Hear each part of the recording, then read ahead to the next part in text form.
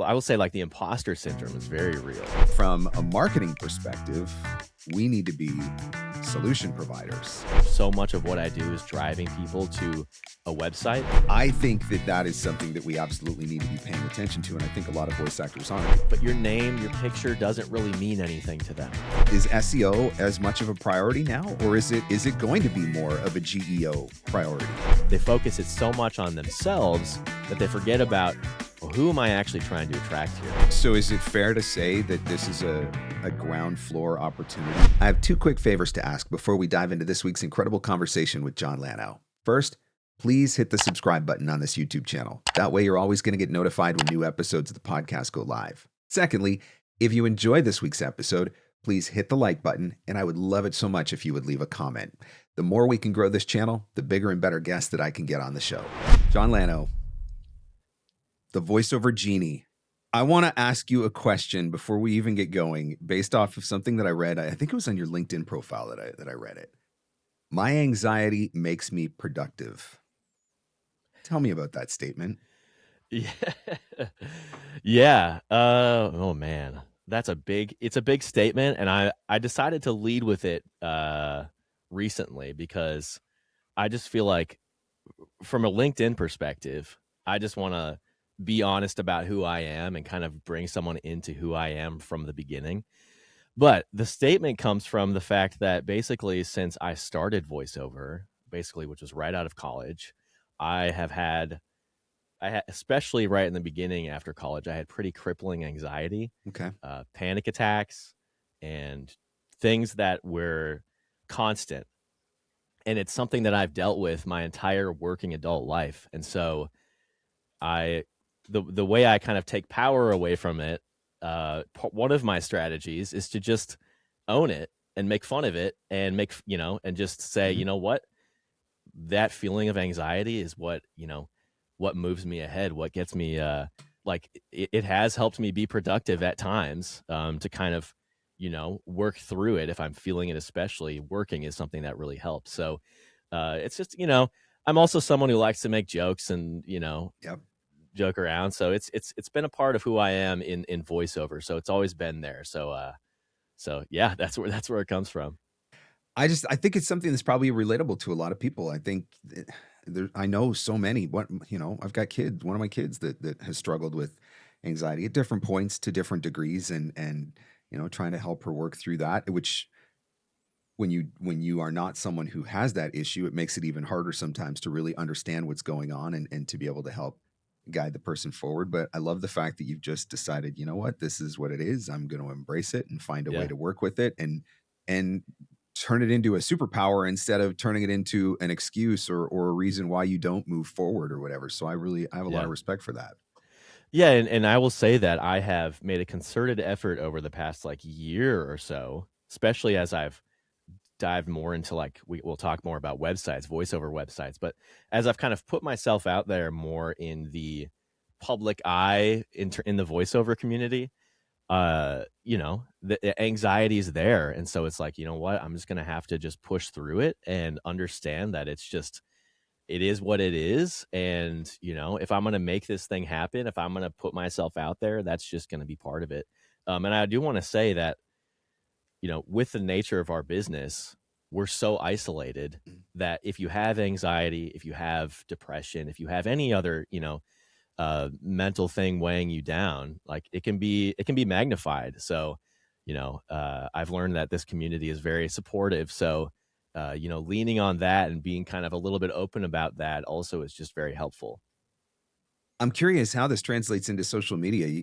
You bring up an interesting point, just that I've said to my wife many times that I feel like on any given day, I am one misconstrued social media post away from having my business canceled, because that's just the world that we live in, right? If you say the wrong thing, or you don't even necessarily have to say the wrong thing, you just have to say something that somebody doesn't agree with or they think is wrong, and it amplifies so quickly.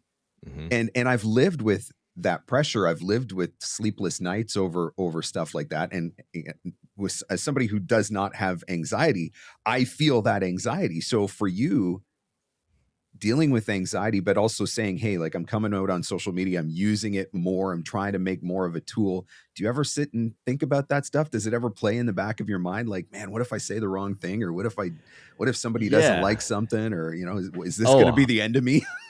100%. I don't know if I have a fear of necessarily of like being quote unquote canceled, Right. but um, I do fear, I will say like the imposter syndrome is very real. Yep. I mean, I've felt that my entire career as a voice actor, and now especially as someone who's adding something into my business, feeling like, well, what do I know?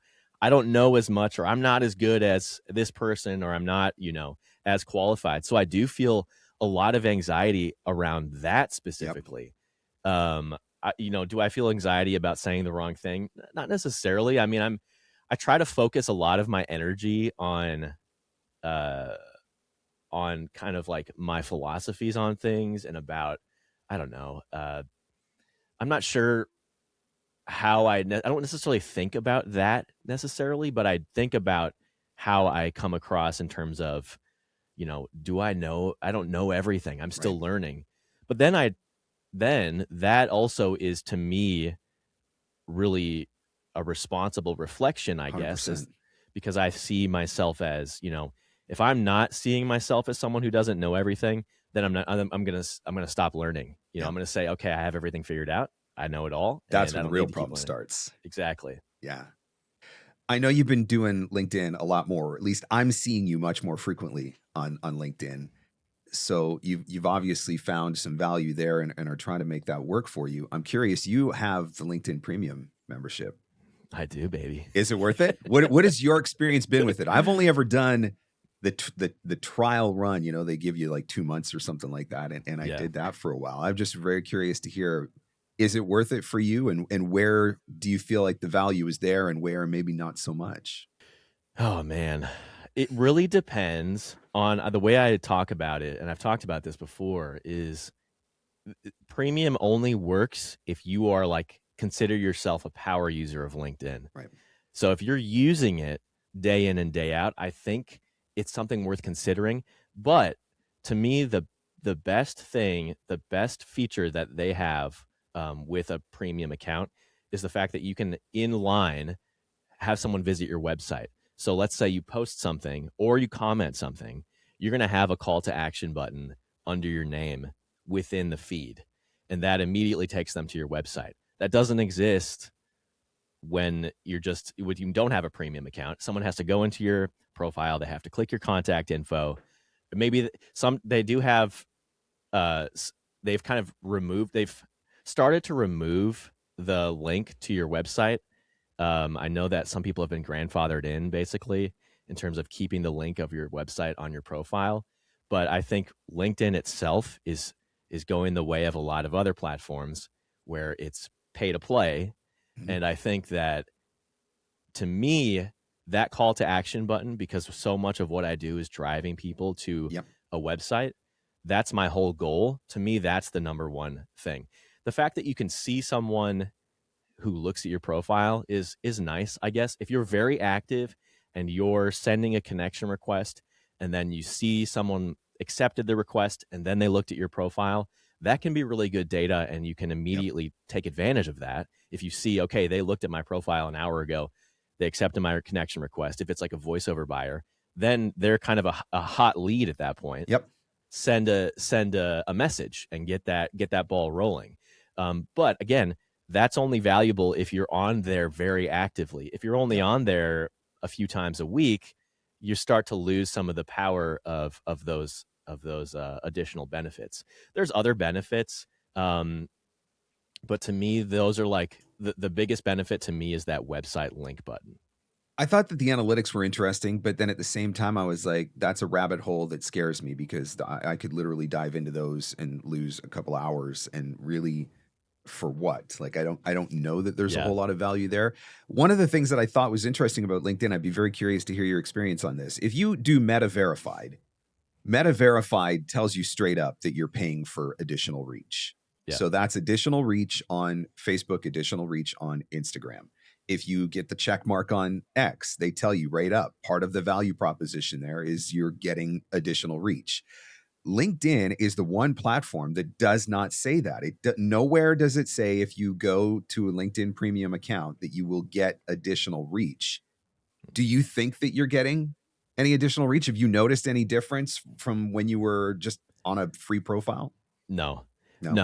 no. What I'll say about that is, I will say there is, and I don't know if not everyone feels this, but I do feel like there is, if you're active in comments, let's say, Mhm. for example, there is a authority, there is a certain level of something that makes your profile stand out in the comments if you have a LinkedIn premium account. I know it's small and it's a very subtle thing, but that to me, causes, I think, people to maybe see your profile more readily. Yep. It stands out. But I will say that I think, and I don't know if I don't know where I heard this, or I'm not sure, but I do know that I think if you have a LinkedIn premium account, it's possible that your comments might be more weighted a little heavier under someone's profile, potentially. I don't know. I don't know exactly where I heard that. I'm not sure if that's true. But just something that I think I've heard in passing, but I'm not 100% sure on that. It makes sense in some senses because there's got to be a validation for, why we're charging. And like LinkedIn, by far the most expensive of Yeah. any of the social media sites. I mean, as far as Hmm. to pay for the monthly fee. So there's got to be a Yeah. value proposition there. I was curious your experience because I get asked often about it. I didn't feel like when I was testing it, did I think there were some advantages? Sure. Did I think there were advantages to make it worth $60 a month Canadian for me to do it? I didn't feel like there was. Hmm. But it's always interesting to hear somebody else's experience. But what you say about Yeah. the call to action button actually makes a lot of sense because part of what we know about user behavior online is that the more hoops that they have to jump through, the more likely they are to not jump through those hoops. Yeah. And so, like Yeah. you said, if they see your post or see your comment, and then they've got to click through to your profile, and then from your profile they've got to click through to your website. Whereas if they can just do it right there in the moment, that Yeah, in the feed. spontaneous, I yeah, mean, in the feed, yep, being able to see it in the feed, that's a huge deal. I mean, that you think is, yep, about that. yep. You think about that, You're like, you could just click and you're immediately there. They don't have to You've go removed anywhere all else. barriers, right? And so Mhm, there's no time for them to think about it or second guess or change their mind or, decide, do I mhm. really want to go or whatever? They just click Right. in that spontaneous moment or that instinctive moment. So I can Mhm. definitely see where there's some value there. And there are other, if your job or what you do is different, there are other calls to action that you can pick there. You could say, like, schedule an appointment, I think, is one of Yep. them. There's other options that you could choose. Mine is just visit my website, because us as voice actors, we want people to, that's the action I want people to take. Yep. And Yeah. so that's like my focus of everything I do, is trying to drive those singular actions to my website. Another thing that comes with LinkedIn Premium, and some people see this as a benefit, is that you get more in-mail, you get more ability to send Right. messages. Yes. To me, that is not at all worth it. If you're if you're signing up for LinkedIn Premium to get more in-mail messages, you're doing your outbound marketing wrong, because to me, that shouldn't be how you're getting in front of someone. If you send them an in-mail using those credits, to me, that's obtrusive, because you're almost stepping beyond the bounds of what's people feel is okay on LinkedIn. People want to feel a natural connection and natural relationship building, and so you have to start small. Start with comments. Start with following their profile. Then connection request. Then you can start sending messages. To me, if you're thinking you're just going to ram through the door with a LinkedIn Premium with in-mail, that's, to me, that's not worth it. I don't use those at all.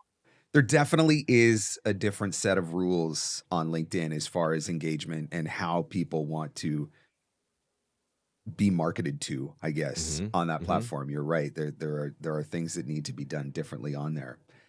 Well, you've talked a couple times about, wanting to drive traffic to the website and the importance of getting traffic to the website. And that's actually the big reason why I wanted to have you on the show today, was to talk about websites. So let's shift gears into that direction a little bit. I think as voice actors, we are creatives. That is not something that is in dispute. But from a marketing perspective, we need to be solution providers. And I think that most of our websites are really awesome at showcasing us as creatives, but they are less awesome at showcasing us as solution providers. Why do you think that is? Oh man, I think that as voice actors and as actors, just I would say the umbrella goes out to even actors or just creatives like we are. Mhm. I think people get focused on the art, they get focused on what we do, and they stop. They start to think about, well, how can I talk about me? How can I say that I can do this, this, this, and this, Yep. and I can be this for this, and they focus so much of their website design, specifically if we're talking about websites, they focus it so much on themselves that they forget about, well, who am I actually trying to attract here? Who am I trying to speak to? Where am I meeting them in their buying journey? I think that a lot of people just don't think in those terms, and that's no fault of any voice actor. It's just the nature of why we got into this, because we feel like we have something to share with the world Yep. that comes from us. It's very personal, Mhm. and it's easy to kind of forget that missing link between us and the voiceover buyer. It's that next step of, obviously your demos are so important to your website, but helping people understand why those demos are so important, or what does this actually mean? Like it's making that extra connection. And I think that's something that, I mean, I try to do that a lot in my email marketing. I'm always talking about, problem solution and pain points and all of that sort of stuff, but probably not doing it as good as I should be on the website. And I think there's a perspective shift that needs to happen there. And I think one of those things, part of it is just, websites have been designed the same way for, whatever, 20 years, 25 years. I mean, I think I hand coded HTML, hand coded my first website in like Oh, 1995 or good for 1996 or you. Good something for like that. you. Right.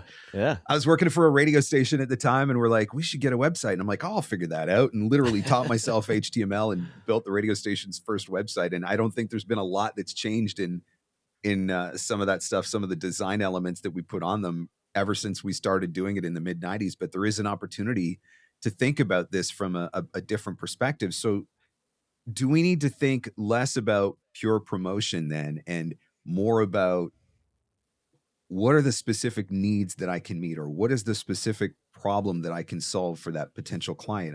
Are they coming thinking, I really need somebody who can do this? And if we can say, hey, you probably are looking for somebody who can do this, I can do that, Yeah. and we connect with them on a different way.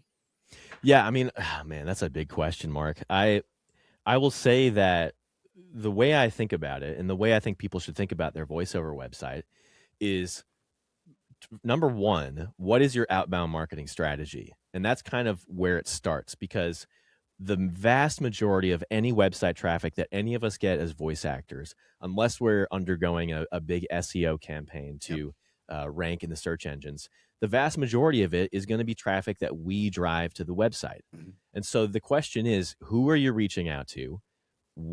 What's their role? What kind of buyer are they? Are they an educated, highly educated voiceover buyer? Are they a mom and pop shop? Are you mainly reaching out to local companies who maybe haven't used voiceover before? So that's what you need to think about in terms of where you're sending people on your website, but also how you're designing your website. And so I always ask that question when I'm working with someone. Okay, it's like, well, what are you doing as in outbound marketing? Are you doing cold email, and who are you reaching out to?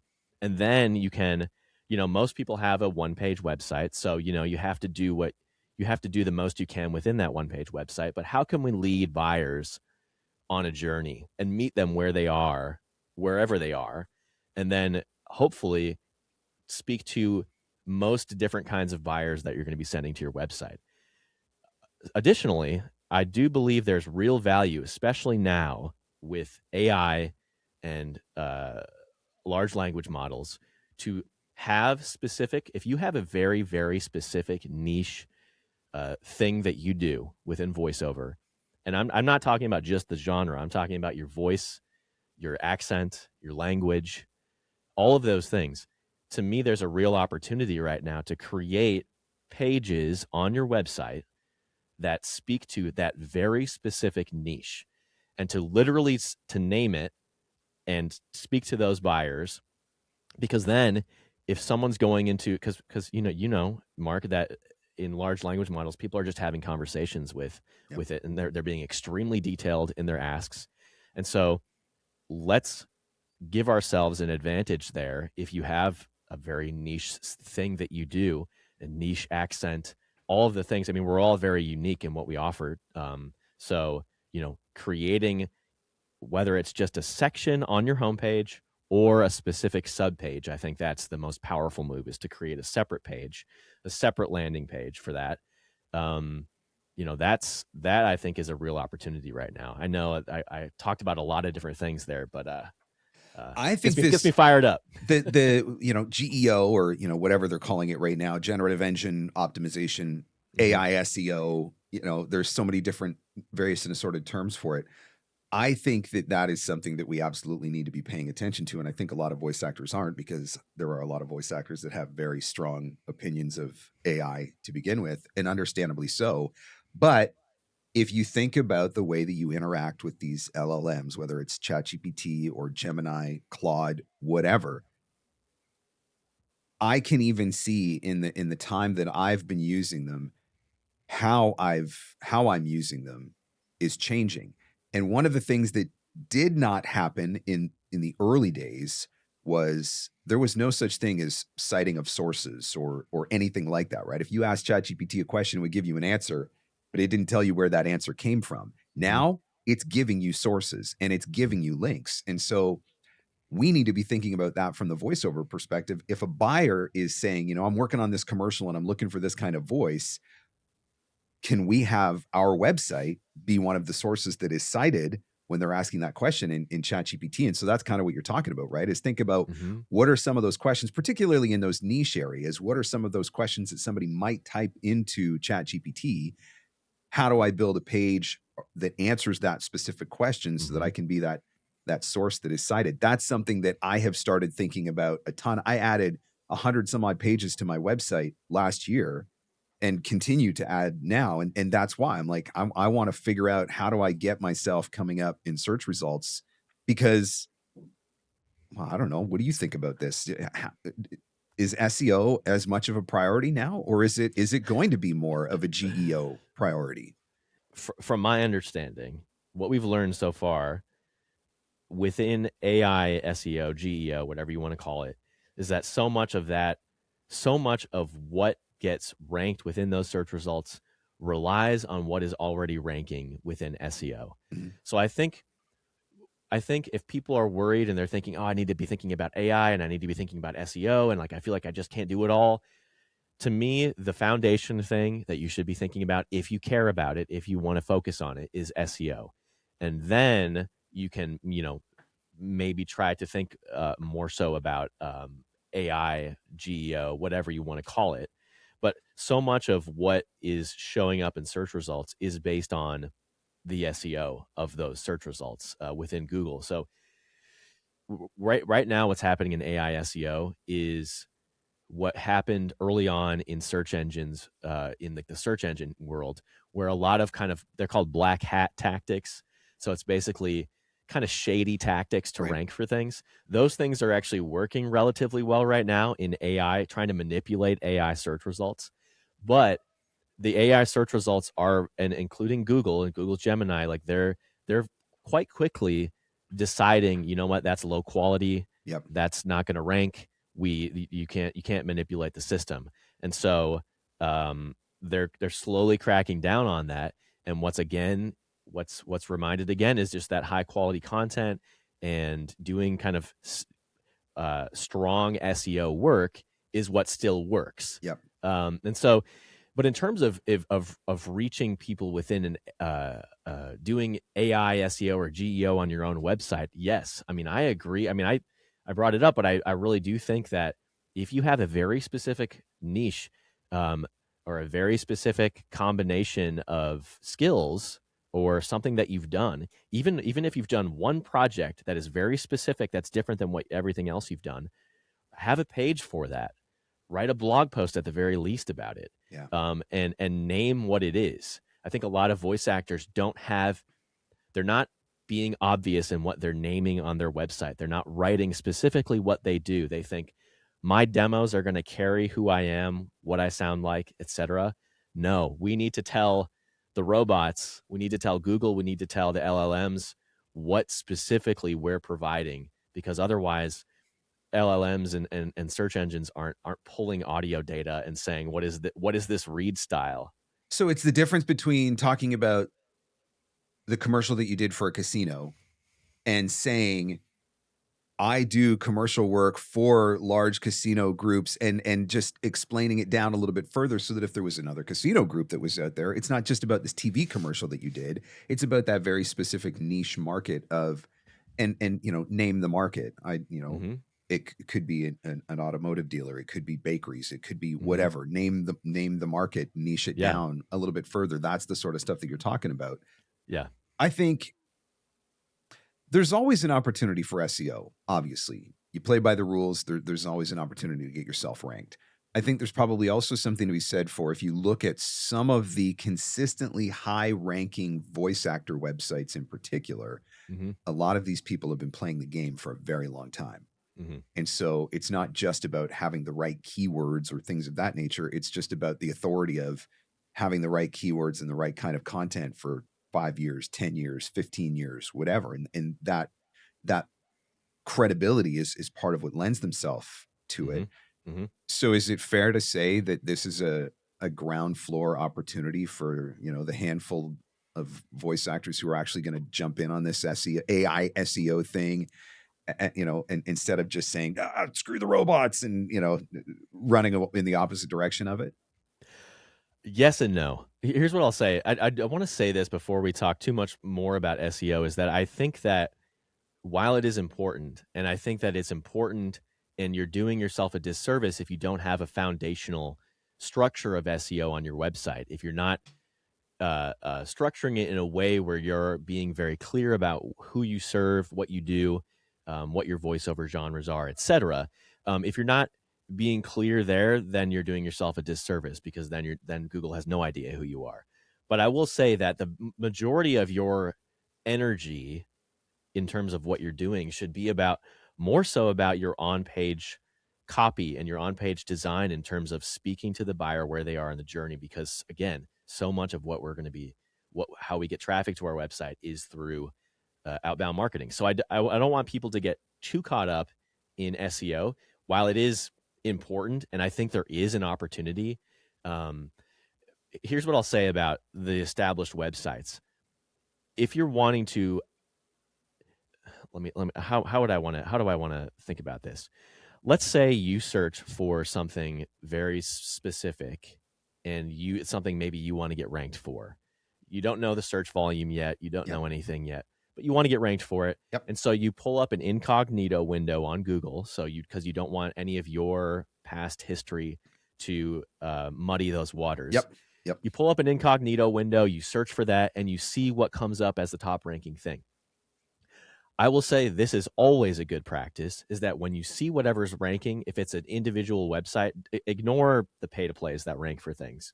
But if it's an individual website that ranks for something, go to that website, see what they have designed there, see what is on that page. Can you improve upon that? Can you make your own version of that to be a better resource for searchers who are searching for that thing? I think that is always going to be in play, and that's been true in SEO for a long time. In terms of AI and GEO, yes. I mean, I think being very niche, writing very, very specific, targeted genre pages can be a really good thing. Now, here's the thing. The search volume for those is going to be incredibly low. However, if someone searches for 80% of what you offer, there's a real chance that you could be brought up as the answer to that thing, because you have been very specific about what you offer. And so if you're thinking about the buyer's journey, someone's going to be at the very bottom of the funnel, right? They're going to be ready for the decision point, and ready to hire someone. And so if you can meet them where they are there, boom, the likelihood that they're going to hire you, or at least consider you strongly, is way up. I think the other side of this is just recognizing too that I don't need to SEO my site to generate an extra 1,000 clicks a month of just random people. If I can get 10 targeted clicks Yep. from a very specific person because they're looking for a very specific thing that I have to offer, right? That's what's going to ultimately convert. But I would still come back to what you talked about earlier, which I personally think is the most important factor, which is what outbound efforts are you participating in, right? Always. It's always going to be I am going to be always the primary source of traffic to my website. And I'm going to do that through email marketing or social media campaigns or whatever. Like, I am constantly proactively driving traffic to my website. And I think that's still, I mean, SEO is great and I love the idea of it, but I also don't know realistically that there's a voice actor that's going to build a website with SEO that's just going to sit back and build a nice little 6-figure business for themselves by just waiting for work to walk through the door. I'm not going to say it can't happen. Let's just say there's probably a lower probability of it. So let's get back to the actual website design itself. What are we getting wrong? What do you think we're getting wrong? Oh man, so much wrong, Mark. No, all the things. Everything is really bad. No, there are some things. I think one of the biggest things, in my opinion, is the website copy. What you have written on your site. I think that a lot of people, let me rewind that a little bit. It's a combination of things. But the first thing I always think about on someone's website, the first thing that they should focus on is the hero section. Is that section above the fold before a visitor ever scrolls down on your page? And that's on mobile and on desktop. How are we meeting the buyers where they are? It's great to have a picture of yourself. You could have your name there, but your picture doesn't really mean anything to them. I mean, it does put, it gives a little personality to your voice. It gives a little background to who you are, to have your face there. But a lot of voice actors just have their name and their face and their demos there. And to me, you're missing an opportunity there to speak directly to your buyer. And so I am a huge proponent of leading visually when people visit a website. So what do we want them to look at first? To me, yes, we want them to listen to our demos, of course. If they are coming from a targeted action in outbound marketing, we want our demos to be immediately available. Of course, that's always true. Yep. However, if someone's landing on my website, let's say they look at my website months after I first reach out to them for voiceover, like a potential, marketing, or if they land on my website through social media, or if they see it through a different directory, I want to speak to them, and I want to speak to, their pain points. I want to speak to what I bring to the table, how what I do makes their job easier, better, makes the quality better, etc. And also help them understand where my voice sits in the marketplace. I think that a lot of times we like to lead with our work. We like to lead with, listen to my demos and you'll get a sense of my voice. Sure. No. Let's tell them what the voice sounds like. Let's tell them where it sits best, because my whole thing is I want to make this experience when someone comes to my website as frictionless, as easy, as straightforward as possible. And I want to immediately have them understand who I am, who I serve, where my voice best sits. Then when they listen to my demos, the picture comes alive. It becomes a 3D image of like, okay, I understand who this is before I ever have to scroll down the rest of their page. Then you can, as you scroll down the page, you can kind of take them deeper and deeper into who you are, into your business, into who you serve, showcasing specific work, etc. But I always say that I think there's so much to be done in the hero section for a lot of voice actors out there. I've been, as I've gotten more and more into designing websites for fellow voice actors and working with other voice actors, I've done a lot of kind of creeping on other websites, and that's something that really stands out to me every time. I'm like, oh, there's so much more you could do here in this section of your website. You don't have to redesign your whole website, but let's firm up this top section of your site at least. It's name, picture, demos. Exactly. That's it. And I'm actually surprised at how many times I have gone to a voice actor's website And somewhere in that above the fold section, it doesn't even actually express that they are a voice actor. Oh, Marc, And I'm thank you. like, oh, Yes. good. You've got a microphone in your logo. So are you a singer? Are you a vintage microphone collector? Are you a podcaster? Like, you know what I mean? Like, it doesn't even say the word voice actor on it. Yeah. And so you're right. There's Yeah, that is definitely low some hanging. work. That is low hanging fruit right there. I'm glad you brought that up. That is very true. People need to name what they are. Yep. They assume that everyone knows what they are if they have demos there. Yeah. Yeah.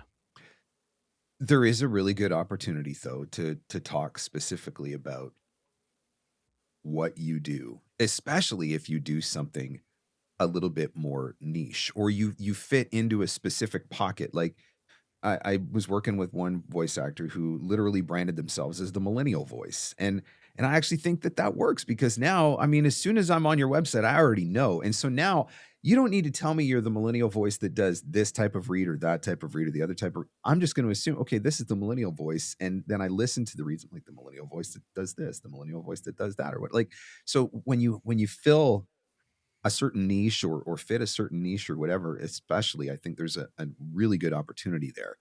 Something that you do that I love, and I don't know that I'd ever seen it done on a website before, not on a voice actor website before, is case studies. I have used case studies in other forms of marketing efforts to potential buyers.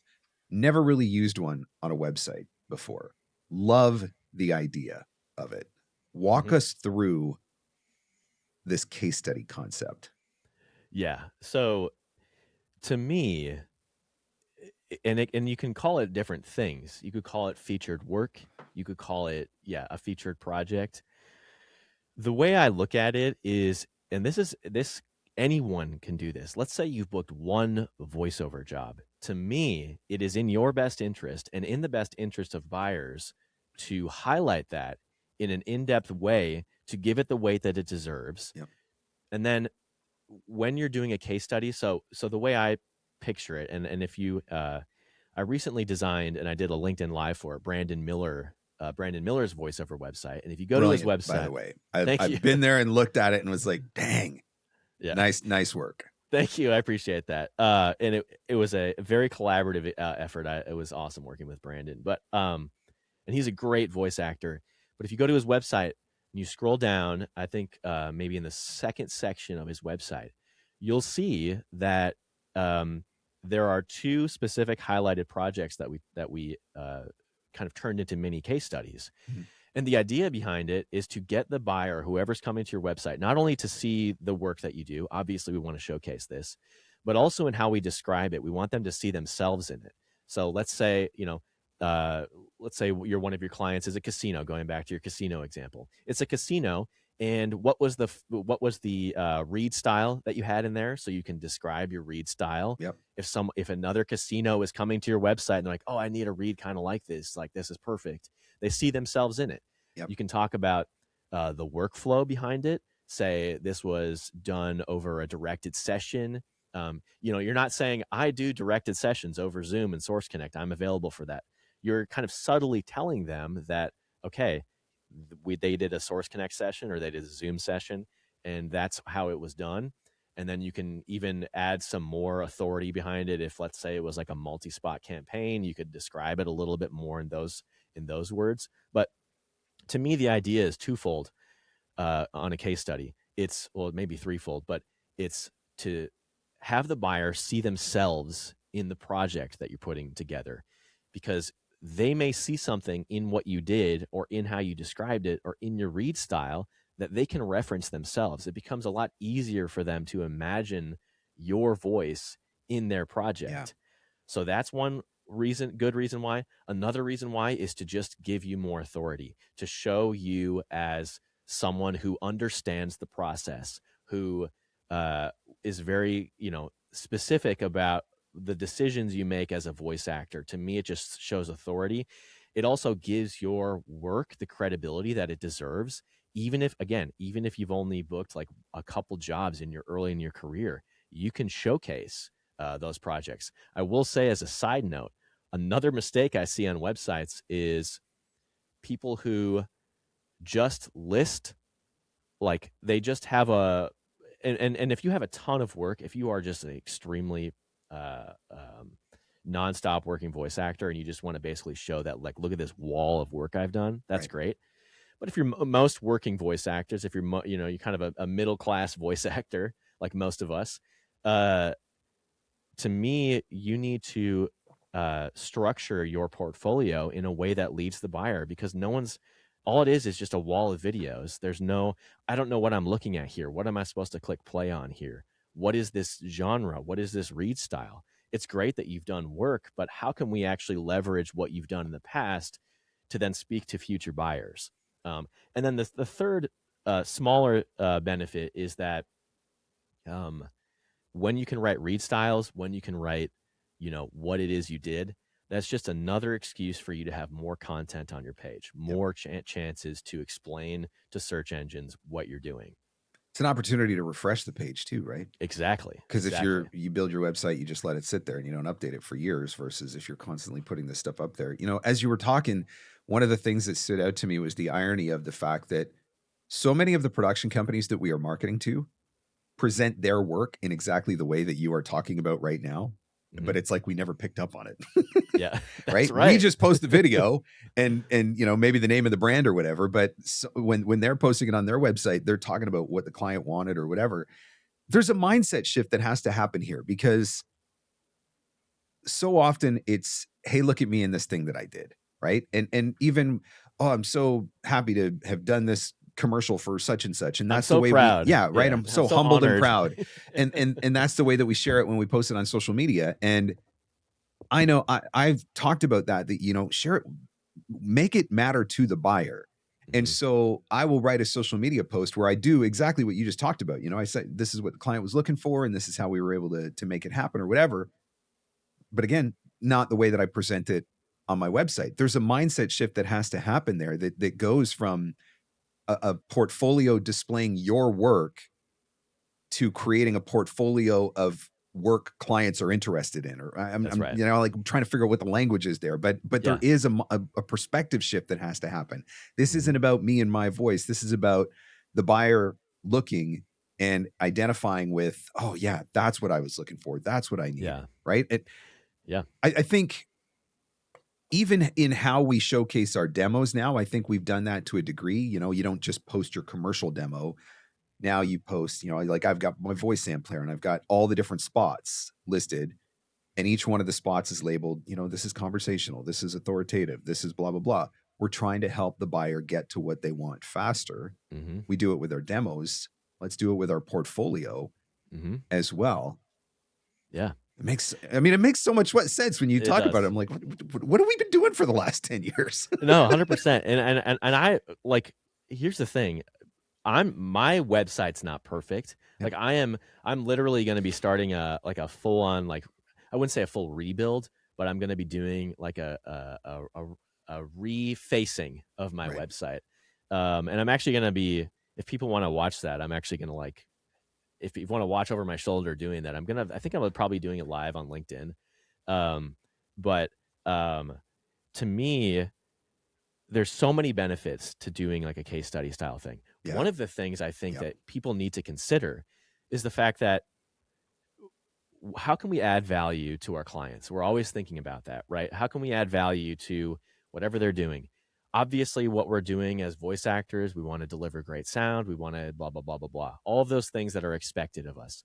What could we do that goes above and beyond that shows that we really care about them, that we care about the relationship, that we want to showcase the work that they did? I mean, let's be honest with ourselves. The amount of work we do compared to the rest of the project is absolutely microscopic. I mean, it is like nothing. I mean, I shouldn't say nothing. I don't want to say what we do is nothing, but I just want to say that the comparison and the amount of work that we're doing is very little, unless it's like a radio ad, potentially. There's some more there, but the reason so what I'm saying is that think about this, like, let's say you do a project for someone you've got a good relationship with, or maybe you're starting a good relationship with. You could write up a really nice blog post. It doesn't have to be a specific page on your website. It could just be a blog post that basically breaks down the project, and you could either say to the client that you're going to be doing it. If you feel a little bit weird about it, you could ask them if it's okay if you do it. 9 times out of 10 or more than that, they're going to say, that's totally great. I'd love that. Yeah. Bring them into that process. Just tell them that you're doing it, write it, do a great job with it, then share it on social media, tag them on social media. They may share it with their network, and they're connected to other video producers, other, learning development people, whoever it Yep. is that you're actually working with. That's just another way for you to kind of naturally get yourself in front of more people, and also just to add value to the relationship. And if you link back to their website, you say, hey, by the way, from an SEO perspective, I also gave you guys a link, and Yep. it all matters. So much of this comes back to what you were talking about earlier in the conversation, which is just remembering who your audience is. And, Yeah. One of the things that I have said to voice actors for years is every time a new client reaches out to you, they're asking questions. Mm-hmm. And if you're paying attention to that, over time, you're going to end up with a dozen or 15 questions that just keep getting asked over and over and over again. Every one of those questions is a content opportunity. Those are the things that clients want to know about. Those are the things, the questions that they have, the pain points that they have, the problem that they're looking to get solved or whatever. And if we took that and then ran our website through that lens, can we answer those questions on our website so that they don't even have to ask them? So that when they're coming into our inbox now, it's like they already know, and they just want to book the job or, give us the audition or whatever.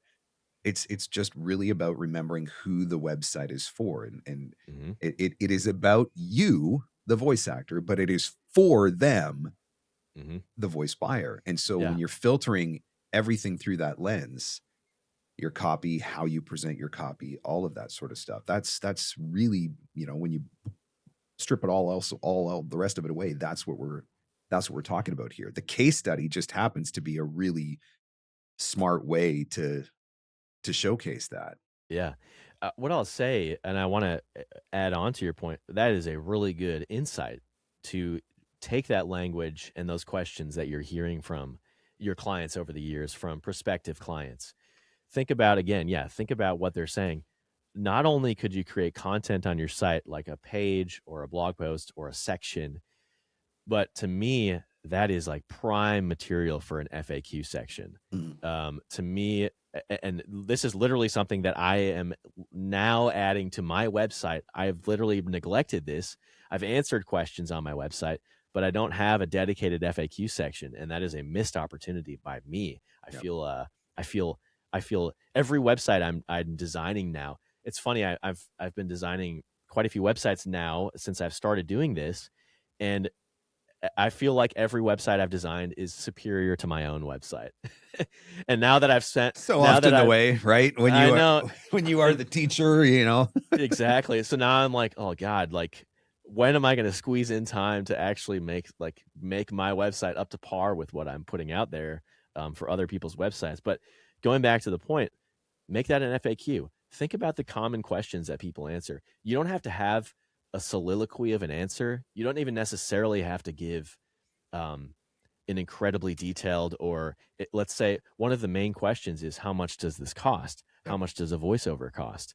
You don't have to say, these are my exact rates. X number of dollars. You could link to something if you're okay with having that be a publicly available thing, like a rate sheet or something. Or you could link to a guide on your website about voiceover rates. But you could just link to the GVAA rate guide. You could talk about how you're basing your rates off of this, but it all depends on usage and all the things that we know as voice actors. That's the one there, right? If you can't give them the number, tell them what you need to get to the number, right? Exactly. I will provide you an accurate quote if you can provide me with this, this, this, and this, right? And so now when they reach out, they know what they need to offer. This FAQ section also feels like exactly the sort of stuff that would rank in an LLM. Yep. Because 100%. so often when we're going into the AI LLM models, we're asking it questions. And so if somebody's asking a very specific question about voiceover, how do voice actors come up with their rates? Yeah. Right. And you've got an FAQ that is titled, how voice actors come up with their rates. now Yeah. ChatGPT or Gemini or whatever is Yeah. I mean, you quoting could have you and citing your source. exactly. You could have like an FAQ having that question, and then you could link to like a larger, more detailed guide on that you've written Yeah. up. You know, your website needs to be linking to itself. I think that that's one thing that if you have multiple pages on your voiceover website, you must make a concerted effort to have them be linking in between each other. Otherwise, if you think about it, it's almost like you're serving the search engines. You want to make their job as easy as possible, and you have to tell them what's important on your page. So if you're not linking to from your homepage, if you're not linking to like your portfolio page, and you're not linking to maybe you have a dedicated demos page or something, uh, it becomes harder for search engines to understand what's important on your website. So we want to give them those indicators. So that's So if you're creating some case study pages for, one of the commercials, commercial that you've done, we'll go back to the casino thing, right? And you've created a case study page for that. You'd also, if you've got similar case studies, similar commercials or something like that, you can also check out and link Yeah, back to some of the other. So exactly. you're interlinking your portfolio Mhm. as well, giving people the opportunity to navigate around. There's so much to think about.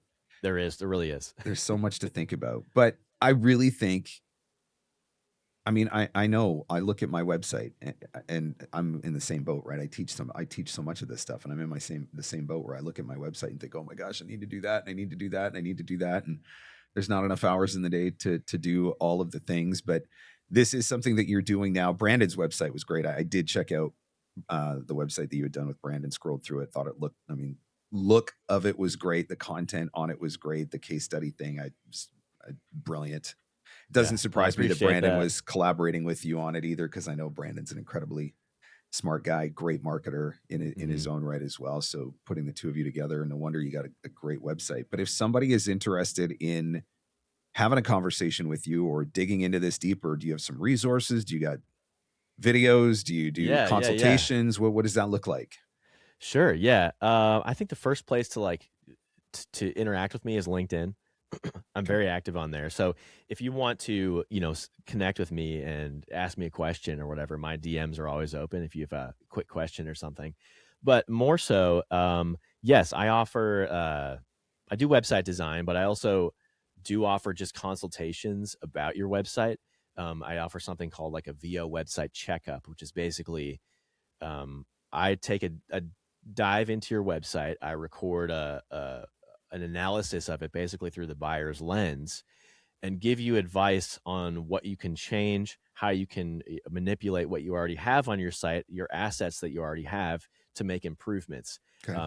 People have been enjoying that because it's not as big of a lift as like a full-on redesign, because a lot of people aren't prepared for that. Yep. But if you want to just improve what you already have, that's a good thing.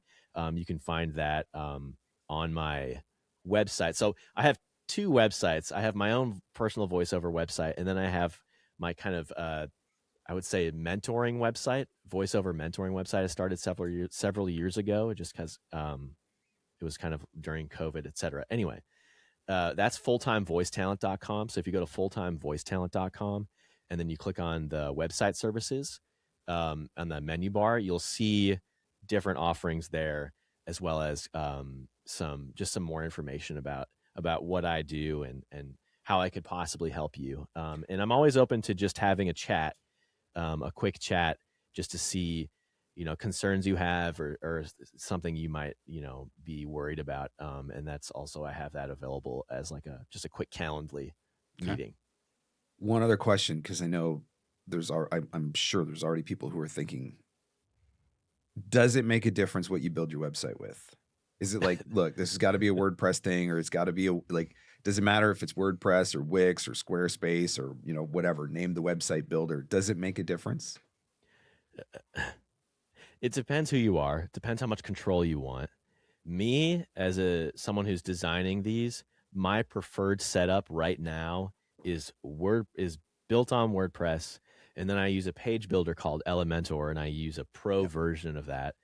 And the reason I like that, there's a lot of different reasons I like that. For one, they're investing in their product all the time, and they're constantly improving it. And to me, I want to be a part of something, kind of like with you and Nimble. I want to be a part of a company that's constantly innovating and improving. And so there's a ton of tutorials out there. There's a ton of things that we can lean on as voice actors if you build it through something like that. WordPress can be daunting for people. So I do feel that pain. Yep. It's not as complicated as it seems, at least out of the box. When you open it up, when you get in the back end of a WordPress site, it can feel like, what the heck am I looking at? Like, this is like a foreign language. Yeah. That's my preference. Does it matter? No. I mean, depending on what you want to do, it might matter. There's limitations.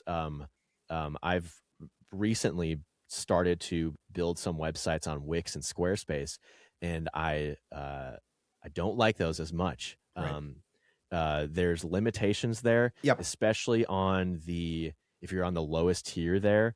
And my problem with a lot of those is that you're basically paying for a glorified website hosting. Yeah. You're paying their fee to basically you're getting access to their website builder, but more so you're paying for their hosting.